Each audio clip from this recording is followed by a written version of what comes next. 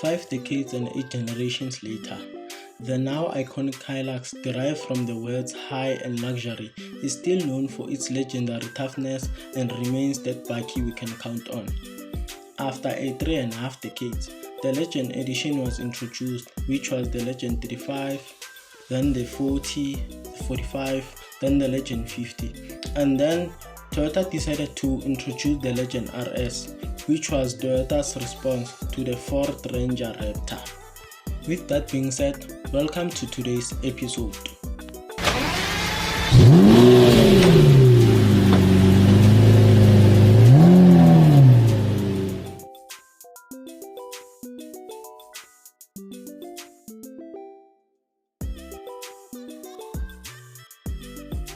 What we have with us is said to be the most expensive Hilux ever before adding any optional extras at 1,005,000 rands.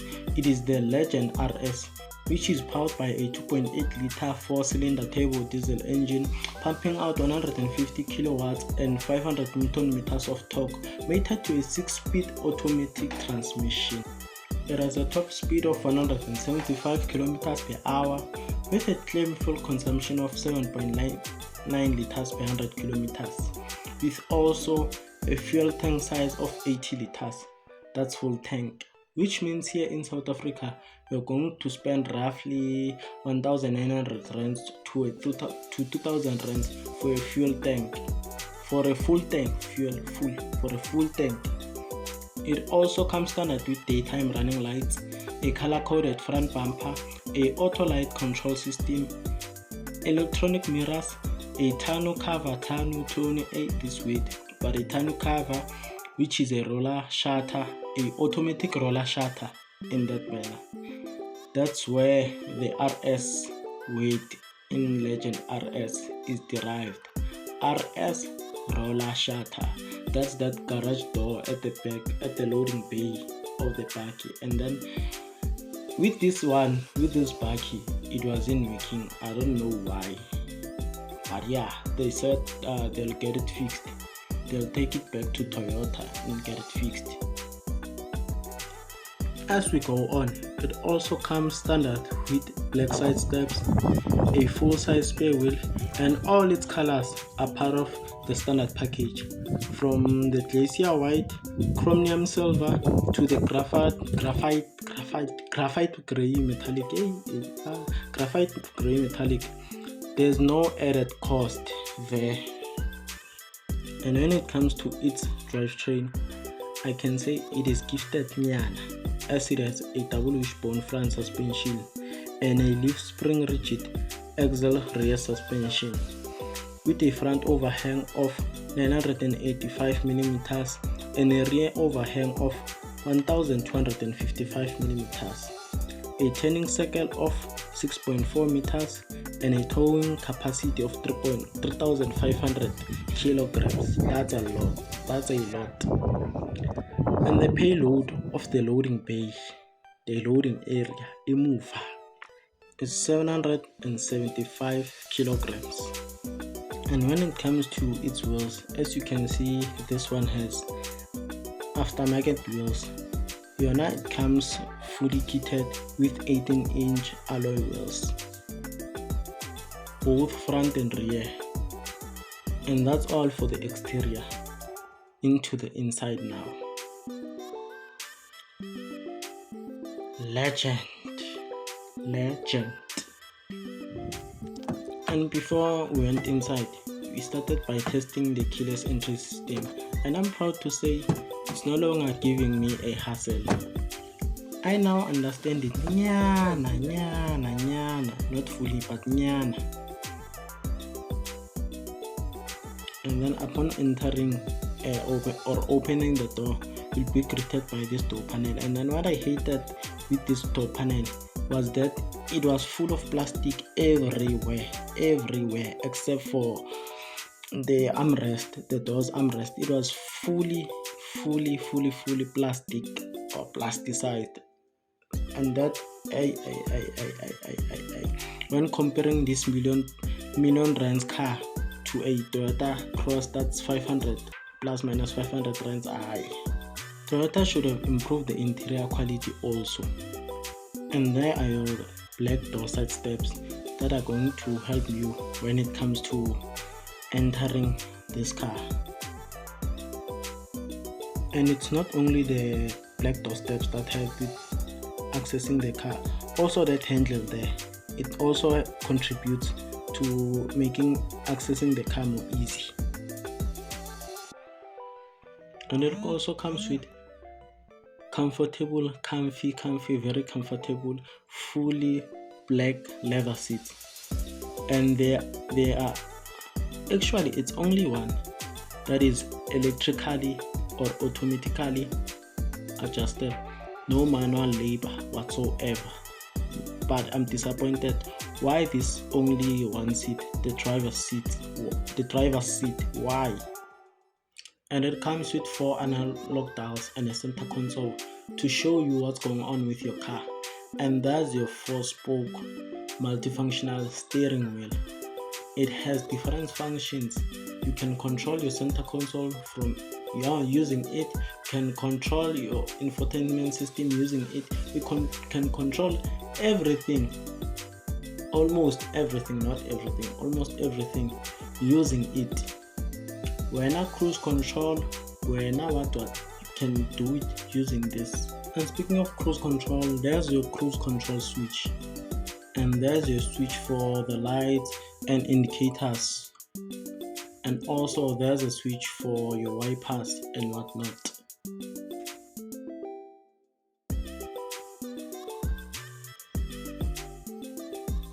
And there are your buttons for activating park distance control, the reverse camera, lane, and it is also equipped with a push start button. It's part of the keyless entry system. And when it comes to its sound, this bakkie is blessed with a JBL sound system. It sounds nice, sounds very nice. The sound is powerful, very powerful. I think in its class, it's the best. I think it's the best.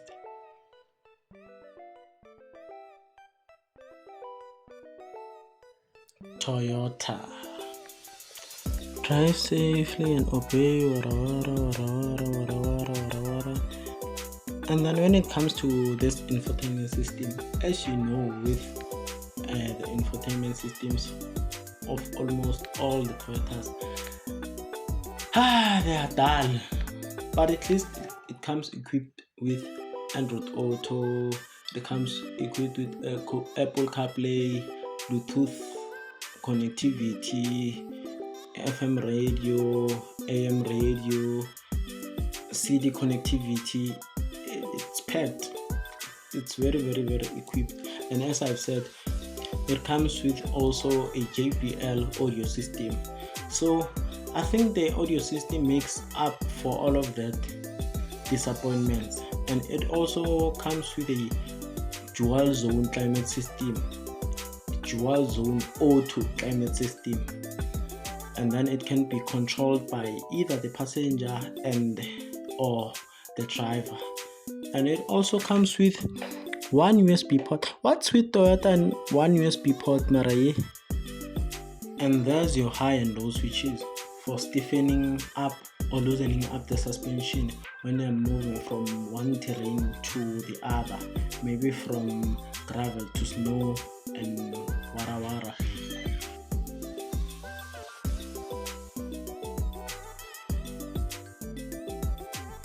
And as you can see for yourself, it comes with two 12-volt sockets. So I was asking myself, why two 12-volt sockets but one USB port? Why? And there's some space there for your phone, and it also comes with two cup holders. And in the center console, it has two buttons to switch in between two modes, Eco and Power mode. And as you all know, our gearboxes have P, R, N, D, and plus, S, minus, S. And there's also some space there for your coins and whatnot. And another thing that I don't like with this car is the pull handbrake. It's not Ioba. And your center console is also equipped with an armrest, and when you open it, there's some space there and some plug, which I don't understand why the type of plug which is in there, why did they put it in there in the first place? Like, hi. And in getting into the back seat, you'll be assisted by the same type of handle you find in the front seats. And when it comes to the legroom, it's ample. Also the headroom, it's a lot. And at long last, a Toyota car that comes with a armrest and 2 cup holders at long last. Well done, Toyota. And there's your space for magazines and whatnot. And what disappointed me is that there are no charging ports or events for the back seat passengers. Toyota, what happened? And then upon getting in, you'll be greeted by this door panel, which has a very spacious door bin and has an armrest that has at least soft touches, and the rest of the door panel is full of plastics.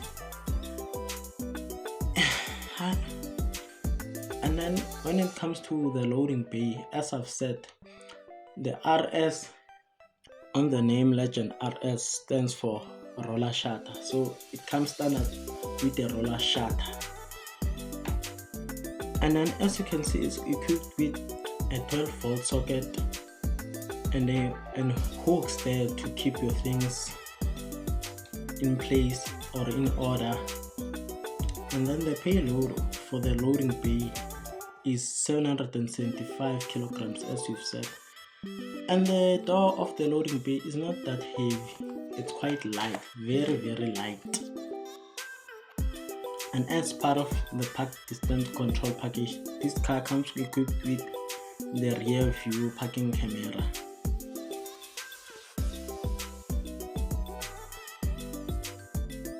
And because this Hilux is a Legend RS model, it comes full equipped with a free Towbar from Bar. And once again, a roller shutter is that garage door at the back of the bakkie that is electronically operated. And then my final verdict when it comes to this bakkie, first of all, the pricing. I don't think it's worth R1 million plus, simply because I think Toyota needs to improve when it comes to some aspects. It's alright, but not that alright. So I think Toyota needs to improve when it comes to its interior quality, its infotainment system quality. When it comes to the instrument cluster, it also needs to improve. Bakkies like the Ford Ranger, we name them, the VW Amarok, they no longer have the analog instrument cluster, but they have the digital instrument cluster. Also, when it comes to their infotainment system, it needs to be workable. Also, when it comes to their suspension, they need to improve. But overall, the bakkie is nice. It's very nice. It's also very nice to drive, and it's also fully spec'd, fully equipped, which is nice. I think for 850 or 900 rands, I think it was going to be alright, but R1 million, but anyway, that's all for this episode. Please don't forget to like, subscribe and share. Guys, please get your friends to watch, get your family members to watch, get your extended family members to watch, get them to share, get them to like, get them to subscribe. Please. Anyway, as I've said, that's it for this episode. See you on the next episode. I'm out.